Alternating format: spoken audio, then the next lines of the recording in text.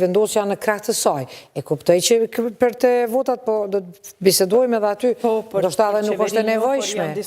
Të tjera,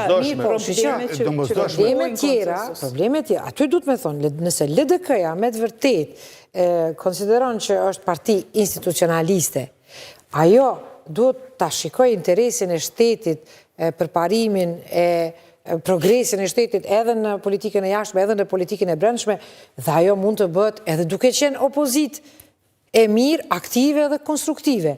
Sepse ka njerë, po fitohet përshtypja që vetëm nëse shkon në qeverisje, mund të ndikosh edhe të votosh çështjet. Pse kush i ndalon, domethënë, partitë opozitare që të votojnë, për shembull, disa marrëveshje që janë të rëndësishme me disa politika. Ata mund të bëjnë opozit bëre. Unë këtu më duket në studiot e ju kam thënë, nga njerë, kur bisedojnë për marrëveshje politike, po marrëveshja politike nuk duhet lidhet vetëm me poste të njerëzve. Marrëveshja pikërisht mund të lidhet. Nëse e ke nevojë votën e LDK-s për, ku diune, çështjen A, B, C, ne e kushtojmë atë me ligjin A, me ligjin B, me ligjin C, që s'do të thotë që gjithmonë marrëveshja dhe kompromisi ka të bëjë me njerëzit edhe me pozitat. Një opozit e vërtet, ju e dini për shembull në Gjermani, kur janë bërë marrëveshjet janë ullë, edhe nëse kanë bërë bashkë qeverisje, nuk kanë folë kush ka më bu ministre, kush ka më bu... Po ja që këtu, Ukrajinca po thotë që njerës shojnë vjimësinë e pushtetit tyre, jo interesat e vendet. Unë po flasë qysh ishte dashtë me qenë. Në kushte edhe rrethona normale, nuk mund ta akuzojmë LDK-n për gjithë shkanë këtë vend. Po pra. Nuk mund të akuzojsh LDK-n. Ka humb, tash do të këthy vetë vetës. Ka fuqi politika sa ko vota. Do mos të shumërisht dhim të çështja e kuvendit edhe zgjedhjes së presidentes. Votat e LDK-s, partisë që ka fituar tani duhen vetëm për çështjen e presidentit.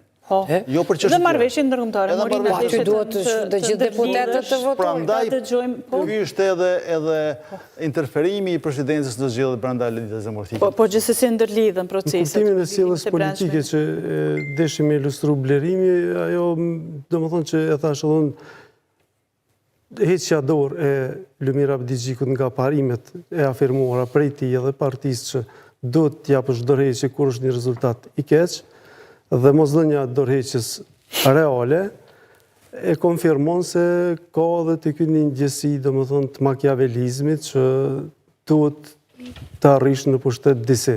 Dhe shansin këtë rast shihet tek zgjedhja e presidentit apo presidentes. Nëse vërtet i nevojiten votat vetëvendosjes për zgjedhjen e presidentit, atëherë domethënë është një shans për ta negociuar LDK hyrjen në qeveri. Përndryshe s'ka kuptim sepse numrat i kanë për qeverisje. Do i frikson gjykimit siç u gjykuan të kaluarën që po ja bëjnë një shërbim Kurtit, a do t'i shohim gjërat gjithnjë kështu? Jo, nuk mendoj se shëllimi të shërbimi i Kurtit, tek shërbimi i vetvetes, i pasjes pushtetit. Po ja që tani këtu gjykimet janë fillim do të vendit dhe këtu janë para dilemë sigurisht madhe. Në dy aspektet nuk pritet që çfarë do që të vendos LDK që ndoshta do t'i kthehet me rritje të votës. Qoftë se hyrin qeverisje tash, qoftë nëse nuk hyn. Edhe pse potencialisht një ringritje në opozit në një palëzgjedhje brenda partisë ku mund të ristrukturohet dhe të investohet në çdo kuptim, jo në kuptimin e material, domethënë ashtu siç bëri vetëvendosja me Kurtin, duke mbajtur domethënë qeverisjen Albinin në mënyrë të jashtëkushtetuese dhe dhënjes së parave në formë të ndihmash, që bëhet fjalë për shumë amaramend, se nuk bëhet fjalë. Ne dimë si gazetarë se të kaluarën votat blishin edhe me një thesmill. Ndërsa tash një familje ka që merr dhe ka pas rast që ka marrë 400-500 euro para votimit. Ju pra nuk pajtoni që qytetari një farë forme ndëshkojnë LDK-n për faktin që nuk zgjidhte atë ishte pozit a opozit. Mendoj se ka qenë një shkak dytësor. Sigurisht krejta rrethona do të mi pas parasysh se çdo gabim ose mos zgjeturi, ose mos shpjegimi mjaftueshëm i problemeve, të ndëshkon. Në këtë rast kishte edhe një vot efektive e diasporës, e cila përveç se me ardhin e saj masive, e ka ndikuar edhe vetë votuesin këtu. Domethënë është gjithsesi e qartë për shkak të relacioneve, mundësive e tjera. Domethënë këtu ka qenë gabimi strategjik i gjitha partive opozitare, se kanë mundur me parandalu teknikisht. Ka pas mundësi. Të paktën, kur e mandatoi Glauku Njufsën presidentja, kanë mund të aqojnë çështjen në gjykatë kushtetuese dhe ndoshta janarit do të jepte një rezultat më ndryshe. Jo identik, sigurisht nuk do të fitonin këto, po tash gabimet i kushtojnë gjithve. Ka ndodhur në kjo është kompleksi i gabimeve të opozitës. Gjërat ka ndodhur tërësisht sinkron me skenarin që ka përgatitur zoti Kurti. Këtu është thënë disa herë kjo çështje, por ideja është se çfarë na pret në perspektivë. Muza nëse bën, do të thonë roli i LDK, veç me thonë, ajo se çka bën LDK-ja me vetveten në një farë mënyrë, me strukturat e veta, me një analist thellë që ja bën rezultateve, veprimeve që kanë qenë. Ajo është një proces i tyre i brendshëm. Ne mund të japim, si me thonë, mendimet tona, po ne jemi jashtë edhe i japim vetëm aq sa kemi parë, mund t'ja qëllojmë ose jo. Për shembull, mund të jetë që kanë ndëshkuar qytetari që nuk ka hy, po mund të jetë edhe që thjesht njerëzit janë shumë praktik.